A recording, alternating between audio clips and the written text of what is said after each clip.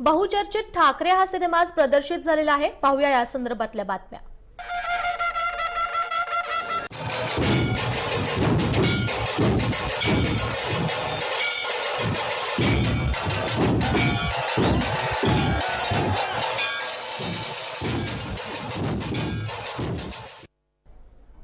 हिंदू हृदय सम्राट शिवसेना प्रमुख बाळासाहेब ठाकरे यांच्या जीवन प्रवासावर आधारित ठाकरे हा सिनेमा आज मराठी आणि हिंदीमध्ये प्रदर्शित झाले आहे।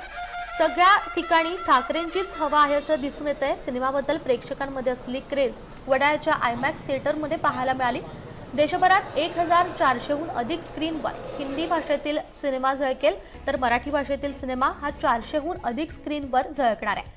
टीजर, ट्रेलर आणि त्यापाठोपाठ गाजलेली गाणी यामुळे ठाकरे सिनेमाविषयी कमालीची उत्सुकता प्रेक्षकांमध्ये वाढलेली आहे। शिवसेना नेते खासदार संजय राऊत निर्मित आणि अभिजित पानसे दिग्दर्शित या चित्रपटात अष्टपैलू अभिनेता नवाजुद्दीन सिद्दीकी शिवसेना प्रमुखांची भूमिका साकारतोय। साधारण कुठल्याही सिनेमाचा पहिला शो हा सकाळी 9 वाजता प्रदर्शित केला जातो, मात्र वडाळ्याच्या आयमॅक्समध्ये ठाकरे सिनेमाचा पहिला शो हा पहाटे 4 वाजता सुरू करण्यात आला।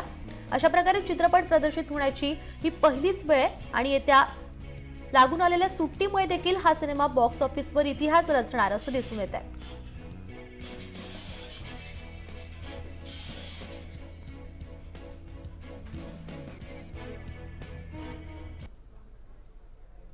दरम्यान ठाण्यातील आयनॉक्स कोरम मॉल या ठिकाणी सिनेमा पाहायला येणाऱ्या प्रेक्षकांचं शिवसेनेच्या कार्यकर्त्यांकडून जंगी स्वागत करण्यात आलेलं आहे। यावेळी फुलं आणि पेढ्यांचं वाटप देखील करण्यात आलं।